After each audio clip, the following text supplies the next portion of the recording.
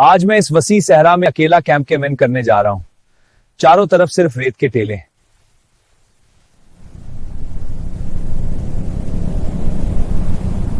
सूरज तकरीबन गुरूब होने वाला है। सारा में रात काफी ठंडी हो जाती है, इसलिए एक अच्छी जगह पर कैंप लगाना जरूरी है।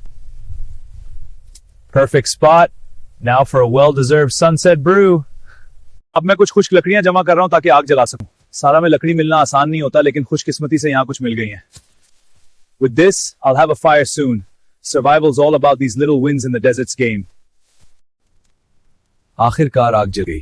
सहरा की रात में कैंप फायर के बगैर कैंपिंग अधूरी लगती है।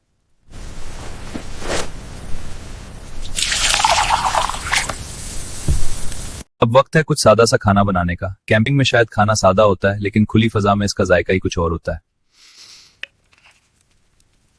बस ये तो जन्नत का खाना है। ये लम्हा वाकई खास है। आग जल रही है, ऊपर सितारों भरा आसमान है और चारों तरफ मुकम्मल खामोशी। ऐसे लगता है जैसे दुनिया से बहुत दूर आ गया हो। आज की रात यहाँ सहरा में गुजारने का तजर्बा वाकई यादगार रहा। अब मैं टेंट के अंदर जाकर आराम करूंगा। कल सुबह सूरज के साथ एक नया दिन शुरू होगा।